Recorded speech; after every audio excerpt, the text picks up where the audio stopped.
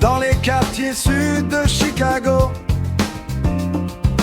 qui est un endroit plutôt mal famé, si vous vous y promenez, vous feriez mieux de vous méfier d'un certain Joe Lamèche. Joe est un fauteur de troubles, il mesure presque 2 mètres. Personne ici ne le double, les jolies femmes le matent à sa fenêtre. Et les hommes qui tremblent de peur, eux doivent toujours l'appeler monsieur. Il s'appelle Joe Falcone, mais il préfère qu'on le nomme Joe Lamèche. Plus méchant qu'Al Capone et plus puissant qu'un cyclone, il ne se fait intimider par personne. Joe était un arnaqueur, un très très bon joueur.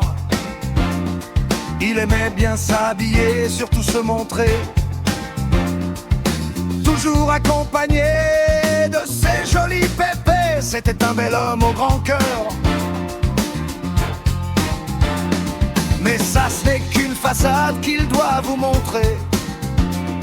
Il n'est pas très fréquentable, il est toujours bien armé. Un cerveau criminel à la tête de la ville. Pour le battre à la bagarre, c'est quasiment impossible. Il s'appelle Joe Falcone, mais il préfère qu'on le nomme Joe Lamèche. Plus méchant qu'Al Capone et plus puissant qu'un cyclone, il ne se fait intimider par personne. Une fois accoudé au comptoir du bar, il y vit une femme dans le noir. Il ne put s'empêcher d'aller la courtiser. En voyant ses beaux yeux, elle y a succombé. C'est à ce moment précis que les ennuis commencèrent. Après une nuit bouillante et torride à l'hôtel, le mari jaloux de la femme entra dans une colère et tua notre Joe avec des grands coups de pelle. Oui, c'était Joe Falcone, mais il aimait qu'on le nomme Joe Lamèche.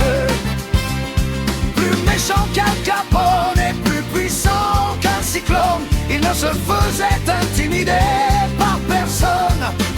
Oui, c'était Joe Falcone, mais il aimait qu'on le nomme Joe Lamèche. Plus méchant qu'Al Capone et plus puissant qu'un cyclone, il ne se faisait intimider